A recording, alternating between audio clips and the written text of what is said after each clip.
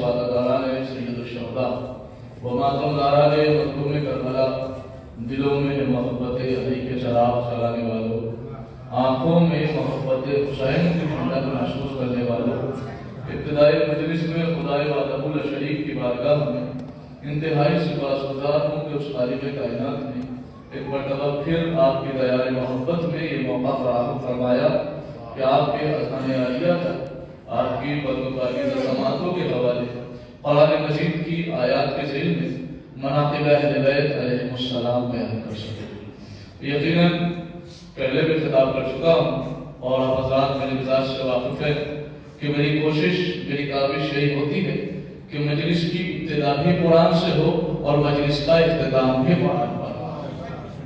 کیونکہ میں یہ چاہتا ہوں کہ اگر کوئی سوال پوچھا جائے تو سوال کے جواب میں ایسا جواب پیش کیا جائے کہ اس جواب کے اوپر پھر کوئی سوال نہ کر سکے۔ اور یہ تب بھی ہو سکتا ہے کہ جب انسان کسی ایسے کا کلام پیش کرے کہ جس کے کلام کی کوئی کاٹ پیش نہ کر سکے، اور وہ صرف طاقت اللہ کے قرآن مجید میں ہے۔ کیونکہ قرآن مجید کے لیے خود ارشاد ہوتا ہے کہ ذالک الکتاب لا ریب فیہ، یہ وہ قرآن ہے کہ جس میں ذرہ برابر بھی شک کی گنجائش نہیں ہے۔ اور میں کرام تشریف فرما ہے، یہ میری بات کی تائید کریں گے کہ جب ہم لوگ نہر میں بالخصوص کتاب سویتی پڑھا کرتے تھے تو سویتی میں ایک قیل کہہ کے قول پیش کیا جاتا تھا، اس کے بعد میرے بڑا عالم آتا تھا، اس قول کو کاٹ دیتا تھا، کہتا تھا نہیں ایسے نہیں ایسے ہوگا، اس کے بعد پھر بڑا عالم آتا تھا وہ اس کو کاٹ دیا کرتا تھا۔ تو یعنی ہر قول غلط ثابت ہو جاتا ہے جب اس سے بڑا عالم آ کے اس کی تردید کرتے ہیں۔ تو اللہ کے قرآن کی آیت کی تردید کرنے کے لیے مسلمانوں کے لیے ضروری ہے کہ اللہ سے بڑا عالم لے کے آئے۔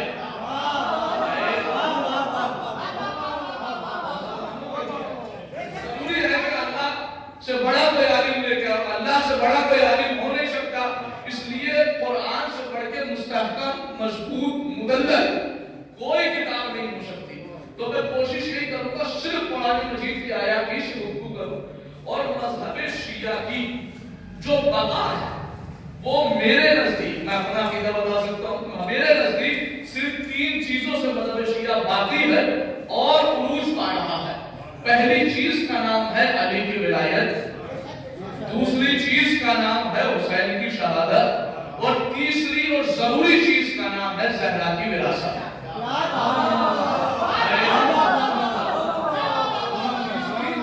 اہم چیز کا نام ہے زہرا کی وراثت۔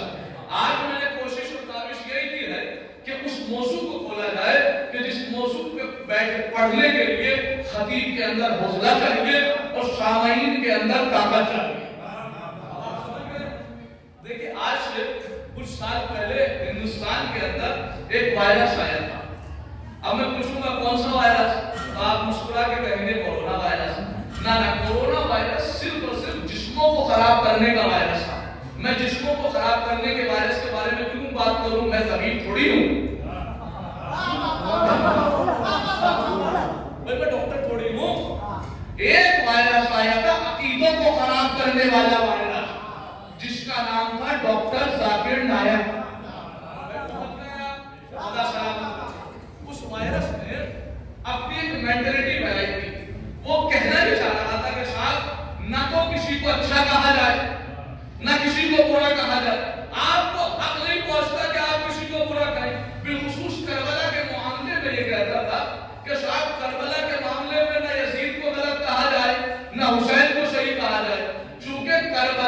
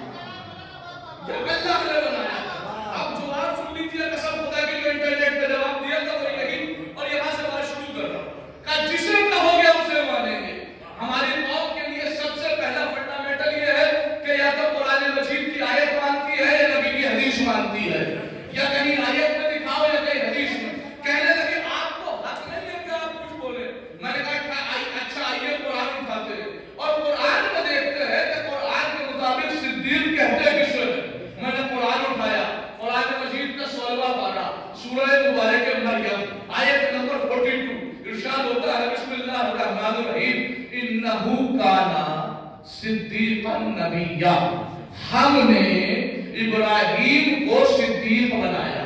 کس نے بنایا؟ کس کو بنایا؟ ابراہیم کو۔ اللہ نے قرآن میں کہا ہے میں نے ابراہیم کو صدیق بنایا، میں نے، اللہ نے ابراہیم علیہ السلام کو صدیق بنایا۔ بھائی میرے دو مبلغ میں پڑھنے کے ماسٹر جی، پہلا تو میں نے آپ کے سامنے بتا ہی دیا کہ ایک تو وہ کتاب ہے جو حقیقت میں شہید ہے، اس سے پڑھتا ہوں، اور دوسری کتاب ہے جس کا صرف نام شہید ہے۔ ابھی میں نے آپ کو ایک صدیق دکھایا قرآن سے، قرآن کہتا ہے انہو کانا صدیقا نبیہ، بے شک میرے ابراہیم صدیق نبی تھے۔ اچھا اب میں نے صحیح بخاری اٹھائی، صحیح بخاری میں امام بخاری نے لکھا لم یکذب ابراہیم الا ثلاث، ابراہیم علیہ السلام نے اپنی زندگی میں کوئی جھوٹ نہیں بولا، لم یکذب الا ثلاث، لیکن 3 جھوٹ بولے۔ کس نے لکھا؟ امام بخاری نے۔ ذمہ داری چکے جانتے ہیں ممبر سے لیفٹ رائٹ کرنے کا عادی نہیں، میں وہ پڑھتا ہوں جس کا مدلل اور مستحکم ہو۔ تو مسلمانوں کے نزدیک صحیح بخاری ایک اتنی محترم ترین کتاب ہے کہ جس کی حدیث صحیح ہے، اس میں امام بخاری نے لکھا کہ لم یکذب ابراہیم الا ثلاث، جناب ابراہیم علیہ السلام نے اپنی زندگی میں معاذاللہ 3 جھوٹ بولے۔ قرآن کہہ رہا ہے انہو کانا صدیقا نبیہ، ہم نے ابراہیم کو صدیق بنایا۔ امام بخاری کہتے ہیں پھر بھی 3 جھوٹ بولے، اللہ کہتا ہے میں نے بنایا، کہ پھر بھی 3 جھوٹ بولے، اللہ کہتا ہے میں نے ابراہیم کو صدیق بنایا، کہ پھر بھی 3 جھوٹ بولے، اللہ کہتا ہے میں نے نبی بنایا، کہ پھر بھی 3 جھوٹ بولے، اللہ کہتا ہے بنانے والا میں ہوں، میں نے صدیق بنایا۔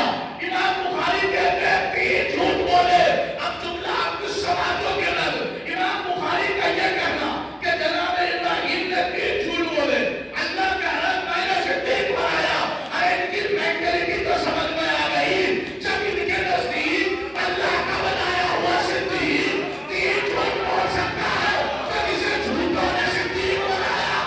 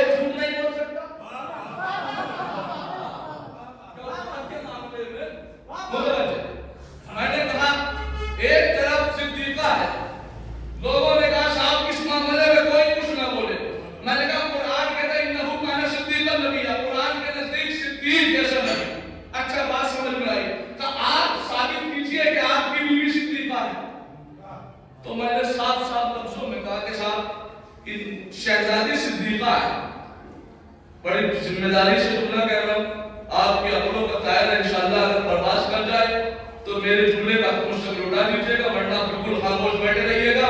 میں نے کہا سیدہ صدیقہ ہے، شہزادی فاطمہ کے نام کے آگے لفظ صدیقہ لگانے سے شہزادی کی عظمت میں کوئی اضافہ نہیں ہوتا، وہ تو اور بیویاں کی جو لفظ صدیقہ لگا کے محترم بنی ہیں، اور بیویاں کی جو لفظ صدیقہ لگا کے محترم بنی، سیدہ لفظ صدیقہ لگانے سے سیدہ کی عظمت میں کوئی اضافہ نہیں۔ کہنے لگے کیا کہنا چاہتے ہو؟ میں اپنا ہدف بیان کر رہا ہوں، میری شہزادی کے آگے لفظ صدیقہ لگانے سے سیدہ کی عظمت میں کوئی اضافہ نہیں ہوتا، بلکہ پھر لفظ صداقت کو معراج ملتی ہے۔ بات کو چادو تو بولیے گا، بڑی خاموشی سے تاری ہو رہی ہے۔ لفظ صدیقہ لگانے سے فاطمہ کی عظمت میں کوئی اضافہ نہیں، چونکہ سیدہ پہلے سے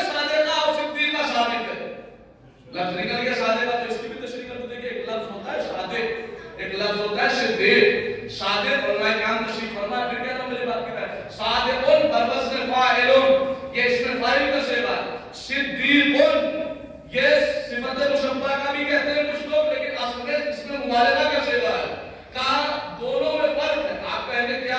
کہا اس کے اندر، اس میں فائل کے اندر کثرت اور استمرار، جس کو کنٹینیوٹی کہتے ہیں، وہ نہیں پائی جاتی. لیکن اس میں مبالغہ کے اندر کثرت اور کنٹینیوٹی دونوں پائی جاتی ہے. استمرار نہیں سمجھے آپ؟ میں مثال دے کے سمجھا دیتا ہوں آپ کو تاکہ بات آپ کی سمجھ میں آ جائے. جیسے میں ابھی شکارپور اور اس کے پاس اورنگ آباد جو ہے وہاں سے مجلس پڑھ کے آ رہا تھا. مثال دے رہا ہوں کہ صادق کسے کہا جاتا ہے اور صدیق کسے کہا جاتا ہے. مجلس پڑھ کے آ رہا تھا اور میں کہوں کہ صاحب میں ذرا سا لیٹ اس لیے ہو گیا کہ صاحب ہم نوئیڈا کی طرف سے آئے ہیں. آپ کہیں گے اچھا ٹھیک ہے. آپ نے فون کیا وہاں کہ صاحب مولانا کے ساتھ کون گئے کہ صاحب زاہد اورنگ آبادی صاحب گئے تھے. اچھا وہی زاہد اورنگ آبادی کال کی گئی. صاحب کس طرف سے آئے ہیں آپ؟ کہاں ہم بڑی چوک کو نکل کے آئے ہیں. تو اب آپ کیا کہیں گے؟ آپ اس جملے کے بعد کہیں گے مولانا صادق ہے، سچ بول رہے ہیں. مولانا صادق ہے، سچ بول رہے ہیں. مولانا صادق ہے، سچ بول رہے ہیں. دوسری مثال دے رہا ہوں کیوں فرق سمجھاتا ہوں. کل صبح مجھے جانا ہے حیدرآباد. اب میں یہاں پر مثال دوں کہ صاحب میں آپ کو اطلاع دے رہا ہوں جبکہ ابھی فلائٹ پر ٹائم ہے، لیکن میں کہوں کہ میں آپ کو اطلاع دے رہا ہوں کہ فلائٹ 2 گھنٹہ لیٹ ہوگی. مثال بڑا مثال ہے. میں آپ کو اطلاع دے رہا ہوں فلائٹ 2 گھنٹہ لیٹ ہوگی. تو سمجھ گیا اس کی فکر و سلام. آپ کہیں گے مولانا کیسی بات کر رہے ہیں؟ ابھی کل آئی نہیں اور ایئر انڈیا فلائٹ نے کوئی نوٹس جاری نہیں کیا. آپ کو کیسے پتا چلا؟ آپ پہنچے نہیں. یعنی جو واقعہ ہونے کے بعد خبر ہے اسے صادق کہا جاتا ہے. جو واقعہ ہونے سے پہلے خبر کرے اسے صدیق اور صدیقہ کہا جاتا ہے. یہی بتا کہ سیدہ نے کہا کہ کل کپڑے درزی لے کے آئے گا.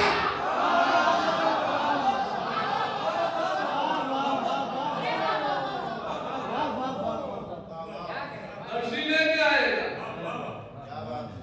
واقعے سے پہلے تو خبر دیتے. قرآن میں جناب یوسف کو صدیق کہا گیا ہے. قرآن میں جناب یوسف کو صدیق. جناب یوسف نے کیا کیا تھا؟ زندان میں قیدیوں کو خبر دی تھی کہ تمہارے ساتھ یہ ہونے والا ہے. متوجہ ہے نہیں؟ یعنی جو ہونے سے پہلے خبر دیتے کم سے کم اسے صدیق اور صدیقہ کہا جاتا ہے. جس کے ساتھ کیا ہو رہا اسے یہ نہ پتا ہو.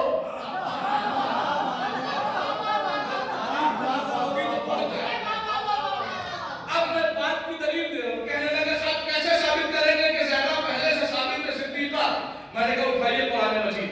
قرآن مجید سورہ مبارکہ آل عمران آیت نمبر 31 پارہ نمبر 3 ارشاد ہوتا ہے بسم اللہ الرحمن الرحیم آیت 61 ارشاد ہوتا ہے فمن حاجک فیہ من بعد ما جاءک من العلم فقل تعالوا ندعو ابناءنا وابناءکم ونساءنا وانفسنا ثم نبتہل فنجعل لعنۃ اللہ علی الکاذبین. سب کی سنی ہوئی آیت ہے لیکن زہرا کی صداقت ثابت کر رہا ہوں. فمن حاجک فیہ. اور یہاں پہ ایک جملہ رک کے کہتا ہوں تفسیر درر منصور لکھنے والے علامہ جلال الدین سیوطی. میں خصوصاً اپنی کتاب سے کوٹ بھی نہیں کرتا. علامہ جلال الدین سیوطی اہل سنت میں بہت بڑا رائٹر ہے. وہ اپنے تفسیر میں لکھتے ہیں فمن حاجک فیہ من بعد ما جاءک من العلم. کہتے ہیں علم سے مراد یہاں پہ قرآن ہے. قرآن میں اللہ نے کہا ہے رسول اگر قرآن کے آنے کے بعد بھی یہ تم مباہلہ کرے تو تمہیں قرآن ان کے لیے سمجھانے کے لیے کافی نہ ہو. نہیں سمجھے؟ میں پہلے تھوڑا سا یہ دیکھ لوں کہ آپ کے ذہن میں آپ پہنچے جو میں سمجھانا چاہ رہا ہوں. مباہلہ ہوا تھا رسول اللہ کے درمیان میں اور کس کے درمیان میں؟ بولتے رہیے. ہاں نصارہ نجران یعنی عیسائیوں کے درمیان میں. ایک طرف رسول تھے ایک طرف عیسائی تھے. رسول اللہ کہتے کہ عیسیٰ اللہ کے بندے ہیں اور اللہ کے نبی ہیں. عیسائی کہہ رہے تھے اللہ کے بیٹے ہیں. ان کا سوال اگر بیٹے ہیں تو یہ بتاؤ کہ بغیر باپ کے کیسے ہوئے؟ ان کا سوال آپ کو جانب تھا. فوراً اللہ کی بارگاہ میں رسول اللہ کا پروردگار یہ کہتے ہیں اگر بیٹے ہیں تو کیسے؟ فوراً اللہ نے ایک آیت بھیجی بسم اللہ الرحمن الرحیم انا مثل عیسیٰ عند اللہ کمثل آدم. اللہ کے نزدیک عیسیٰ کی مثال آدم کی طرح ہے. جو اللہ آدم کو بغیر ماں باپ کے پیدا کر سکتا ہے عیسیٰ کو بغیر باپ کے نہیں کر سکتا. فوراً آیت آئی نبی نے قرآن نبی نے قرآن پڑھ کے سنایا، نبی نے وہ آیت پڑھ کے سنائی، لیکن وہ اس آیت سے سیٹسفائی نہ ہوئے، انہوں نے نبی کی بات کو قبول نہ کیا، تو نبی کو وہ قرآن انہیں سمجھانے کے لیے کافی نہ ہوا۔ نبی کو اللہ نے کہا اگر قرآن تمہیں کافی نہ ہوا تو تم بندر کو لے کے جانا۔ اے نبی اگر تمہیں سمجھانے کے لیے قرآن کافی نہ ہوا تو تم بندر کو لے کے جانا۔ اور مسلمانوں کو کیوں نہیں کرتے کہ جب قرآن نبی کو کافی نہ ہوا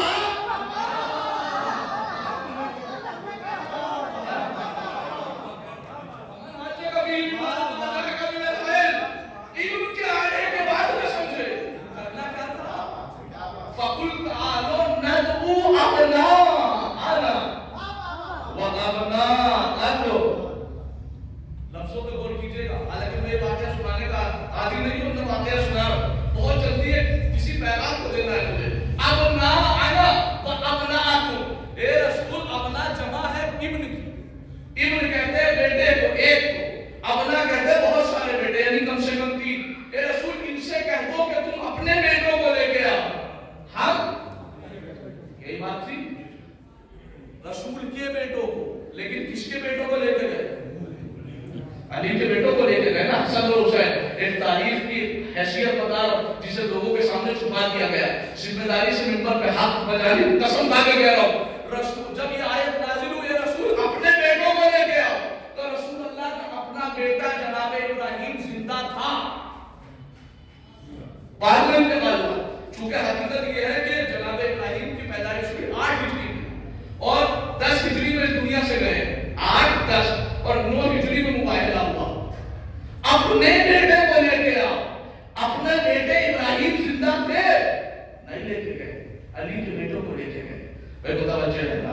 دوسرا نساء، اور میں جان تشریف فرمائے پھر کہہ رہا ہوں میں جملہ، ازواجنا نہیں آیا،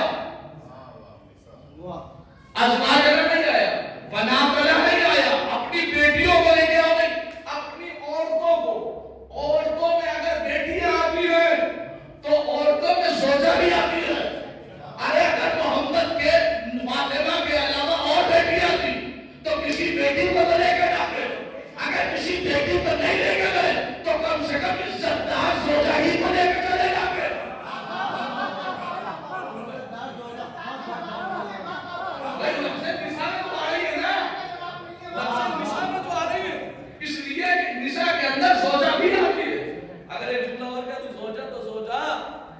اگر پڑوسن بھی ہے رشتہ دار وہ بھی ازواج میں وہ بھی نساء میں آ جاتی ہے۔ بھائی متوجہ، نساء کا دائرہ بہت وسیع ہے۔ تیسرا جملہ اور اہم جملہ، نفسوں کو لے کے آؤ، نفسوں کو لے کے آؤ، نفسوں کو لے کے آؤ۔ میں کہتا ہوں نفسوں کو لے کے آؤ، کس کو لے کے گئے؟ علی کو۔ اے مسلمانوں، اگر رسول کی اور بیٹیاں بھی تو کم سے کم اور داماد بھی تو ہوں گے۔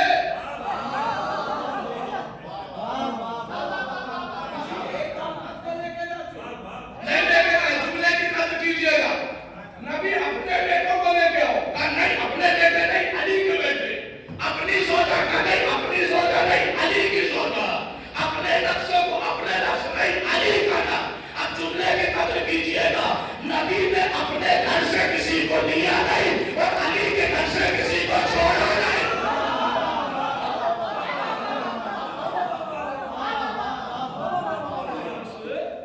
کسی کو لیا نہیں، علی کے گھر سے۔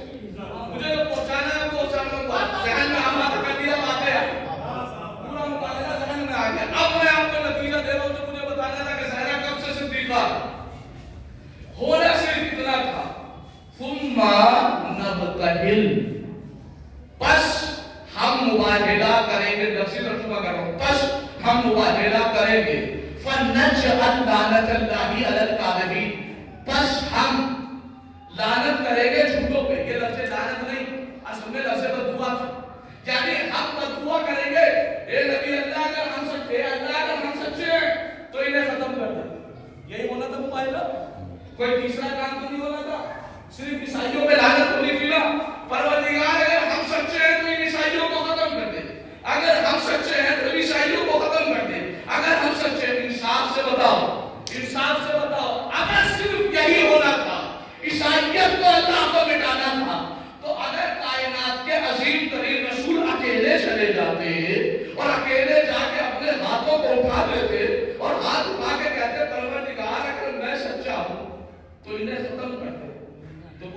नहीं रहता?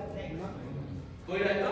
मैं आप तो बहुत अच्छे अकीदे वाले, मैं कहता हूँ कि बदतरीन अकीदे वाले मुसलमान को लेके आओ, जो नबी को अपने जैसे समझता उसे लेके आओ, उससे भी ये पूछो कि साहब अगर नबी को दुआ करते थे तो ईसाइयत बाकी रहती? काहे में नहीं बाकी रहती? अगर ईसाइयत बाकी नहीं रहती तो जब नबी का अकेले जाके काम हो रहा था तो फिर हसन को क्यों लिया, हुसैन को क्यों लिया, नबी ने अली को क्यों लिया, फातिमा को क्यों लिया? जवाब सुन लीजिए, बस बात खत्म कर रहा हूं। अली को क्यों लिया, फातिमा को क्यों लिया, हसन को क्यों लिया, हुसैन को क्यों लिया? ए अल्लाह, अगर ईसाइयत को मिटाना था, दुनिया वालों यही तो बताना है, अगर हमारा इरादा ईसाइयत को मिटाना होता तो दुनिया में आज एक भी ईसाई ना होता। परवरदिगार, अगर ईसाइयत को मिटाना नहीं था फिर मैदान मुबाहिला सजाया ही क्यों था? कब मैदान मुबाहिला में हमें ईसाइयत को नहीं मिटाना था बल्कि सच्चों के चेहरे दिखाने थे।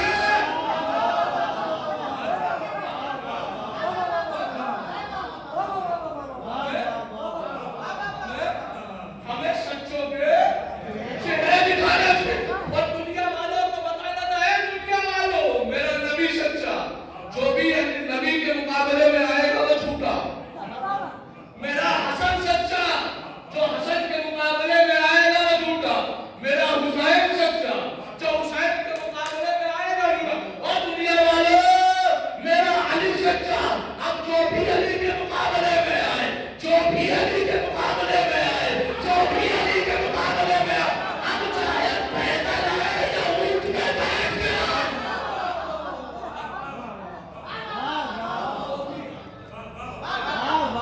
अब शर्त नहीं, चाहे मर्द आए,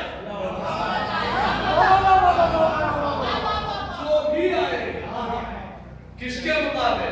अली के मुकाबले, वो झूठा। होना क्या? कहा वो झूठा, वो झूठा। और देखिए तारीफ की पूरी जिम्मेदारी के साथ कह रहा हूं, रसूल का दुश्मन। मुतवज्जे, एक सलावत पढ़े, मोहम्मद मेरे मोहम्मद सच्चे, जो मोहम्मद के मुकाबले में आएगा वो झूठा है, लानती है। मेरा अली सच्चा, जो अली के मुकाबले में आएगा वो झूठा है, लानती है। मेरा हसन सच्चा, जो हसन के मुकाबले में आएगा वो झूठा है, लानती है। मेरा हुसैन सच्चा, जो हुसैन के मुकाबले में आएगा वो झूठा है, लानती है। मेरी फातिमा सच्ची, जो फातिमा के मुकाबले में आएगा वो झूठा है, लानती है। जुमले की कदर कीजिएगा, मंजर दिखा के मंजर कशी कर रहा हूं। भाई रसूल के जमाने में रसूल के मुकाबले में कौन आया? अबू लहब और अबू जहल और अबू सुफियान, न जाने कितने अबू थे।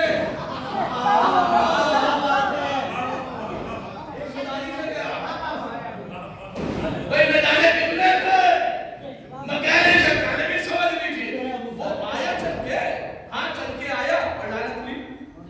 अच्छा, अली के मुकाबले में लोग चल के आए, जंगे रहमान, अगर तारीख याद हो तो जहन पहुंचाओ।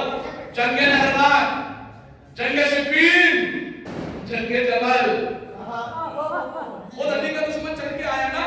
हसन के मुकाबले में सुलह के वक्त हसन का दुश्मन चल के आया, भाई तारीफ करते रहिएगा। हुसैन के मुकाबले में हुसैन का दुश्मन करबला में चल के आया, चल के आया ना। अब लोग मंजर कैसे सुनो, रसूल का दुश्मन, रसूल का दुश्मन, रसूल का दुश्मन, रसूल के मुकाबले में चल के आया, लानत ली चला गया।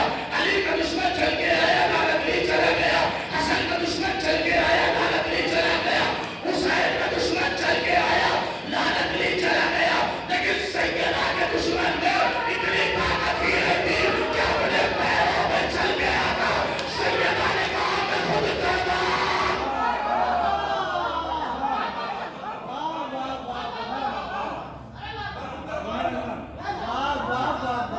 लिहाजा उसे वही लानती साबित कर गया। तो सैयदा के दुश्मन में इतनी ताकत नहीं थी कि अपने पैरों पे चल गया था। सैयदा ने जाके जब नकाब उतारा तब मुनाफिक बन के आया। तो हकीकत ये सैयदा कब से सादिका? सैयदा सादिका है उस जमाने से। किस जमाने से? जिस जमाने से लफ्ज़ स्वाद नहीं था। सिद्दीका बना है स्वाद से, है ना। और मैं हमेशा ये कहता हूँ, नौजवानों, दोस्तों, अजीजों, हमेशा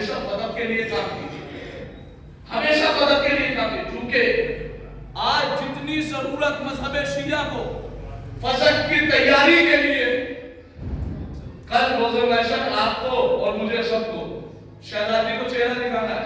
اگر بیوی نے یہ پوچھ لیا میرے حق کے لیے کیا کیا، کوئی ہے جواب؟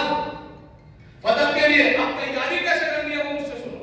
چاہتے ہو کم سے کم چائے کی دکان پر بیٹھتے ہو، نوجوانوں کو خصوصاً دیتا، کالج میں جاتے ہو، اسکولوں میں جاتے ہو، جہاں چار دوست جمع ہو، جہاں دنیا کی باتیں کرتے ہو، کچھ چھیڑو نہ چھوڑو فجر کا ذکر ضرور کیا کر. اب کرنا کیسے وہ مجھ سے سنو. امام کا بہت بڑا شاگرد جس کا نام ہے فضال بن حسن، فضال بن حسن، اور وہ مسلمانوں کے بہت بڑے امام کے زمانے میں تھا، امام اعظم، سمجھ گئے، ابو حنیفہ. وہ جس وقت درس دیا کرتے تھے تو 4000 لوگ ایک وقت میں درس لیتے تھے، 4000 لوگ. فضال بن حسن نے کہا آج میرا دل چاہتا یہ ہے کہ سیدہ کا ہم دربار میں جا کے شامل کریں. اچھا کہا ٹھیک ہے، کہاں جانا ہے؟ کہا ابو حنیفہ کے دربار. خاموشی سے امام کا چاہنے والا خاموشی سے آیا، ایک کونے میں بیٹھ گئے، گوشہ نشین ہو گیا. اس کے بعد جب امام اعظم نے درس دے دیا تو انہوں نے پوچھا کیا کسی کا کوئی سوال ہے؟ جواب اس نے آہستہ سے ہاتھ اٹھا دیا، ہاں میرا ایک سوال ہے. اچھا پوچھا بتاؤ بھائی تمہارا کیا سوال ہے؟ دیکھیں لہجہ دیکھیں علی کے جاننے والے. وہ کہتا ہے میرا یہ سوال ہے کہ میرا ایک بھائی ہے.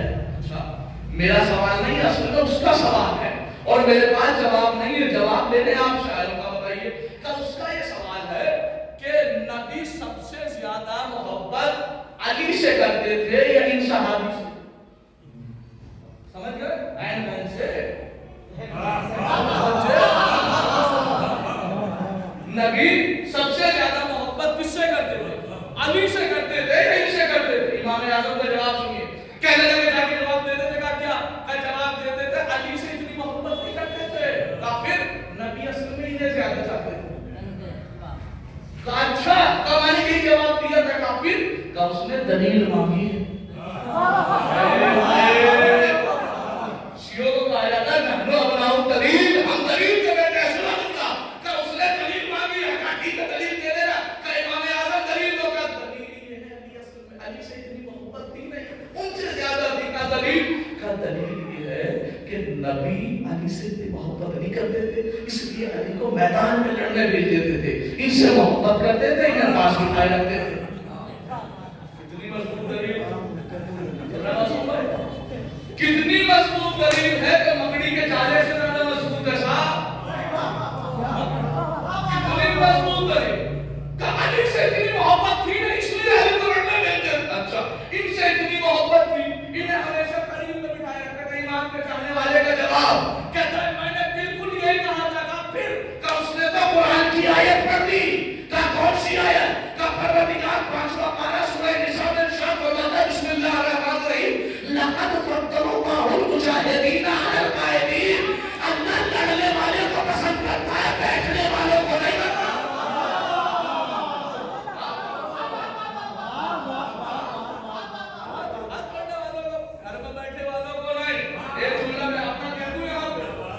جیسے ہی کہا تھا کہ علی کو جہاد کے لیے بھیج دیتے تھے اور انہیں بٹھائے رکھتے تھے. علی کو جہاد کے لیے بھیج دیتے تھے، انہیں بٹھائے رکھتے تھے. علی کو جہاد کے لیے بھیج دیتے تھے، انہیں بٹھائے رکھتے تھے. ارے نہ ہوا مسلمان میں میرے تو جواب میں سامنے منہ سے نکلتا. علی کو جہاد کے لیے بھیج دیتے تھے، انہیں بٹھائے رکھتے تھے. ارے انہیں کون سمجھائے جہاد بھی تو صرف مردوں پہ واجب ہوتا ہے.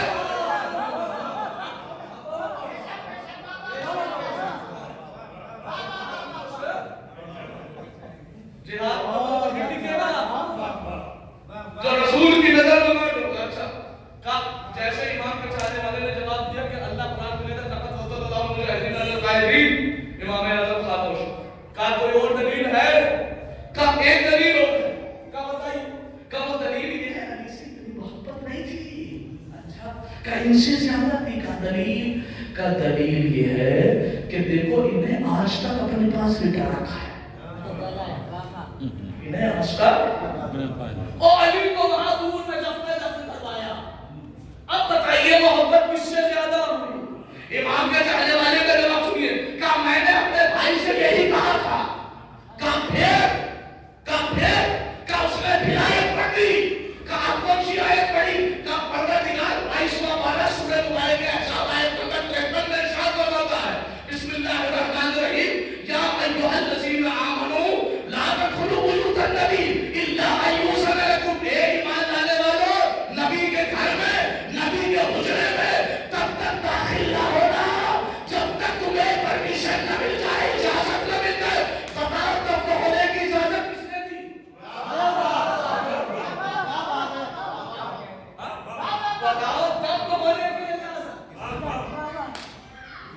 पूछा, जवाब सुनिए साहब। कहा बताइए दफन होने की इजाजत किसने दी? कहने लगे इजाजत का असल में मसला ये था कि इनकी बेटियां नबी की जोजा थी। वो कहते हैं मुसालिना से सलाम ना हम कबूल करते हैं। कहा इनकी बेटियां नबी की चूंकि जोजा थी तो नबी की गर्दन पे इनका महल बनता था। कहा बनता था? तो कहते हैं नबी ने महल नहीं दिया था। इतने बड़े इमाम का जुमला है, कहा नबी ने महल नहीं दिया था। अब जैसे ही ये जुमला कहा, इमाम के चाहने वाला कहता मैंने यही कहा था। फिर का उसने फिर आयत पढ़ी। कहा कौन सी आयत पढ़ी? का अल्लाह कुरान में कहता है बिस्मिल्लाहिर्रहमानिर्रहीम आतैना उजूरहुन्ना। ए रसूल तुम महल पहले देते हो निकाह बाद में करते हो।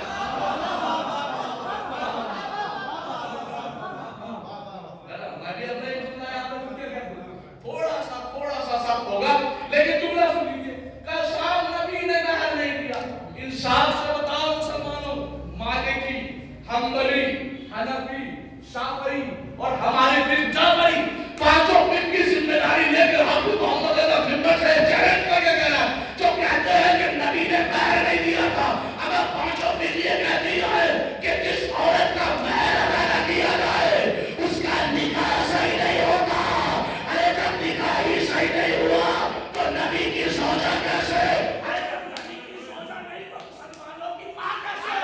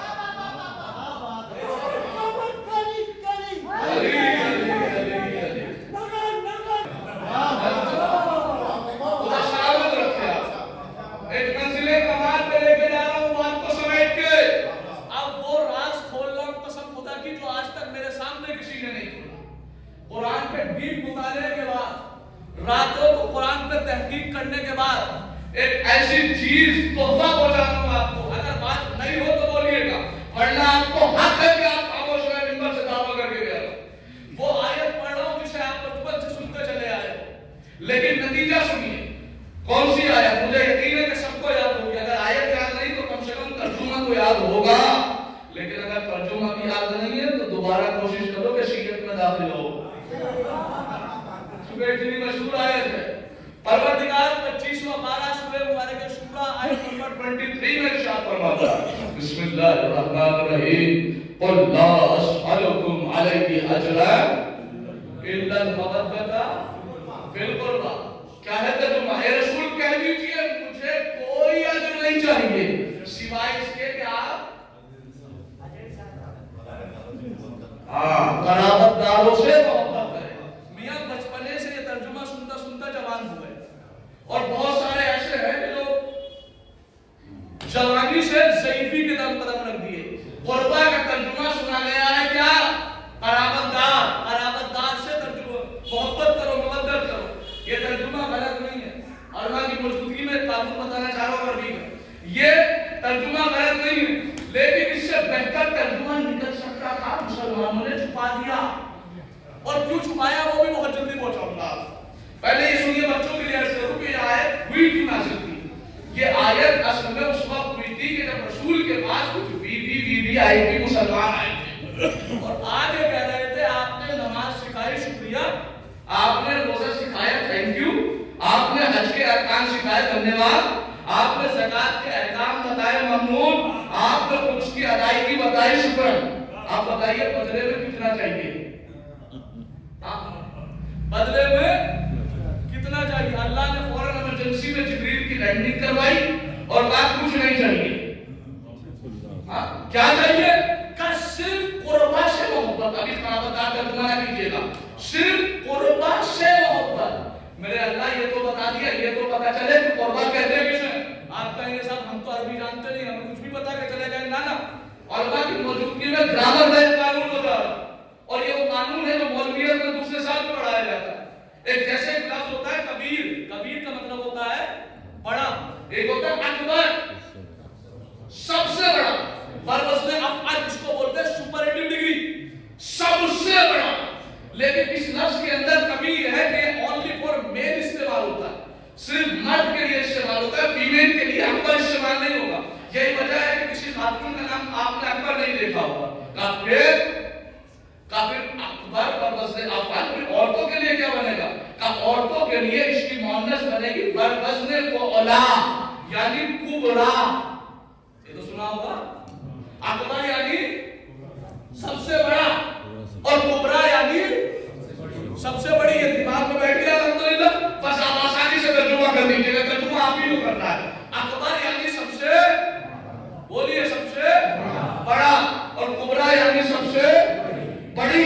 اصغر یعنی سب سے چھوٹا، صغرا یعنی سب سے چھوٹی، اعظم یعنی سب سے زیادہ عظمت والا مرد، اور عظمی یعنی سب سے زیادہ عظمت والی عورت. اب آئیے قریب سے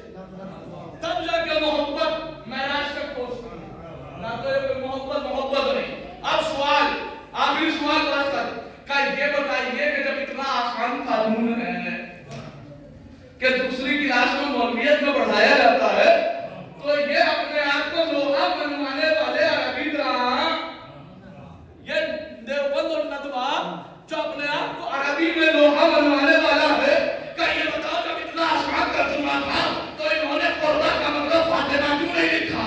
जीसस सुनिए, जवाब सुनिए, वजह सुनिए, इल्ला सुनिए। अगर बात तबीयत खुश ना हो जाए तो बात कीजिएगा। क्या जब इतना आसान तर्जुमा था कि कुर्बा का मतलब फातिमा है, तो फिर मुसलमानों ने कुर्बा का मतलब फातिमा क्यों नहीं लिखा? सुना क्यों नहीं लिखा? इसलिए कि 15वें पारे में और 21वें पारे में अल्लाह ने कुरान में 2 जगह और कहा है, फ़आती ज़ल कुर्बा, ए रसूल फातिमा को उसका हक फदक दे दो। अगर कुर्बा का मतलब फातिमा साबित हो जाता तो फिर कहा कि कुर्बा का हक दे दो, वहां लिख देते अगर फातिमा का हक दे दो।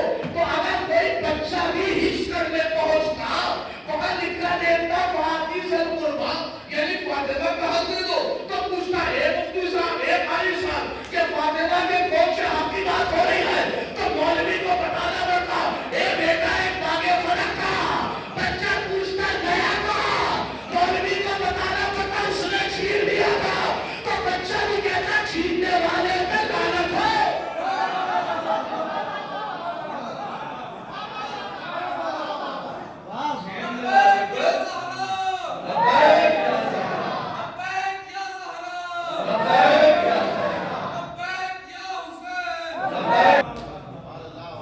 तो इसलिए कुरान में माना ही सही नहीं लिखा गया, यानी सही है बेहतर नहीं लिखा गया, क्योंकि ये वही मुसलमान है कि इन्होंने कुरान का तर्जुमा वहीं तक किया है जहां तक फायदा हासिल हुआ।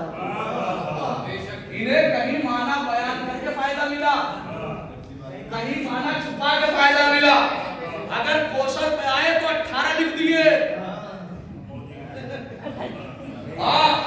कौशल का माना बाप, कौशल का माना जन्नत, कौशल का माना सलसबील, कौशल का माना नेमत, कौशल का माना रहमत, और कौशल का माना आसाइश, कौशल का माना आराम, कौशल का माना सुकून, कौशल का माना चैन। 18 माना लिखे क्यों? क्या फातिमा के माना का छुपाना था? मैंने कहा 18 लिख दिए, कहने लगे 70 है, हमने तो 18 ही लिखे है। अरे समझ में नहीं आता अक्ल, अगर बयान करने का है तो 18 लिख दे, और अगर छुपाने पे आए तो लफ्ज़ मौला का दूसरा माना ही नहीं मिलता।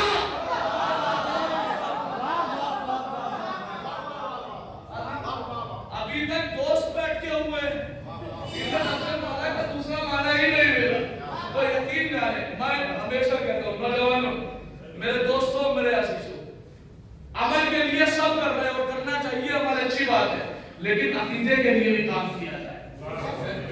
अगर अकीदा ही मजबूत हो गया तो हमें कोई काम नहीं आएगा, ये याद रखिए। इसलिए फिर एक जुमला कह रहा हूं, मुस्बत लेके जाइएगा, मनफी ना लेके जाइएगा, क्योंकि जरूरी नहीं है कि जिसका अमल अच्छा हो उसका अकीदा भी अच्छा हो।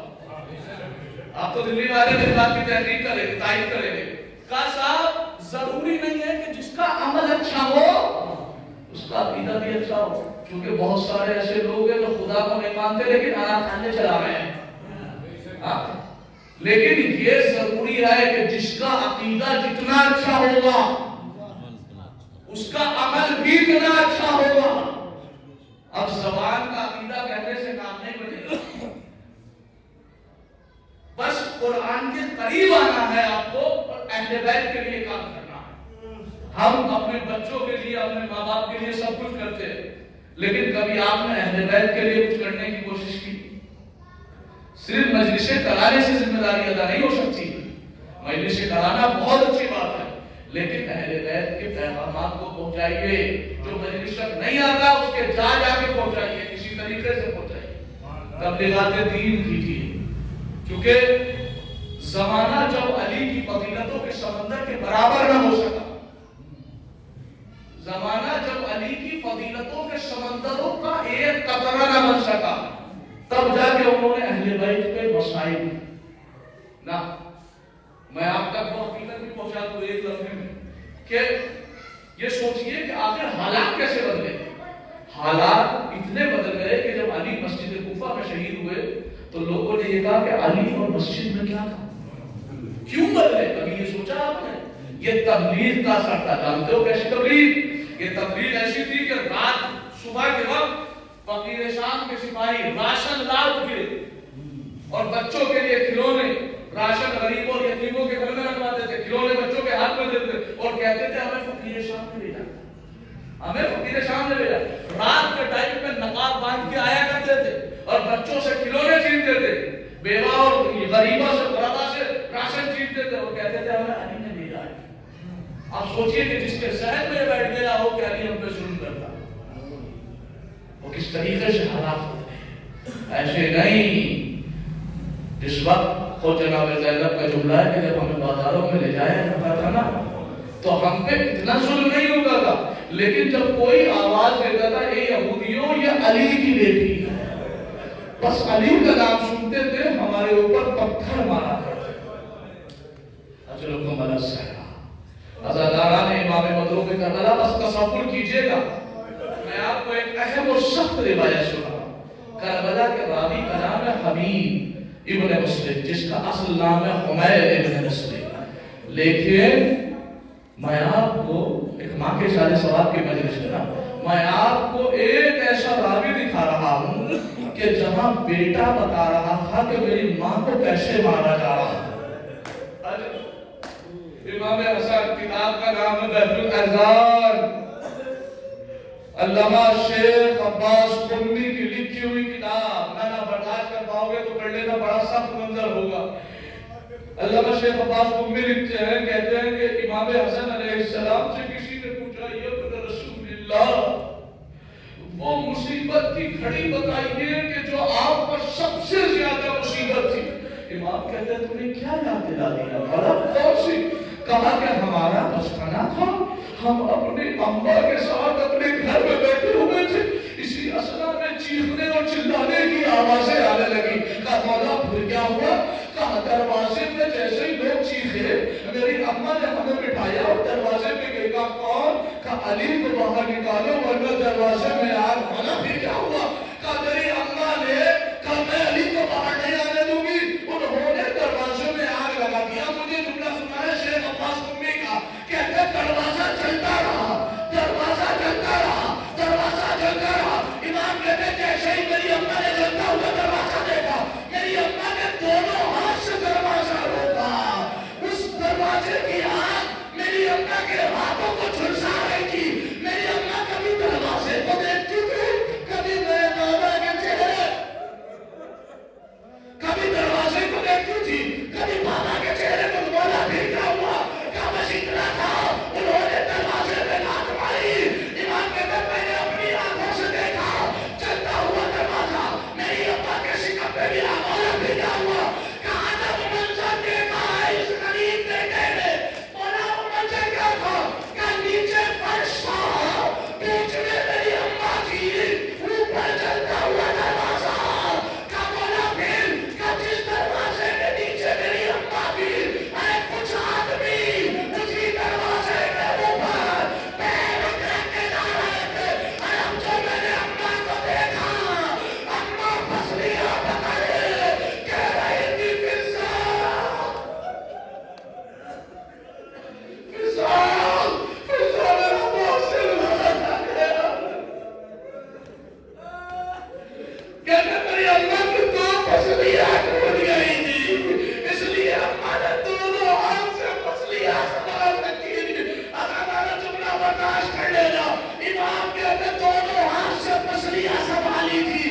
کہتے وہ دروازے کے اوپر سے میرے بابا کے پاس گئے, میرے بابا کے گلے میں رسی ڈالی, زلفوں کو پکڑا, میرے بابا کو کھینچتے ہوئے لائے. مولا پھر کیا ہوا.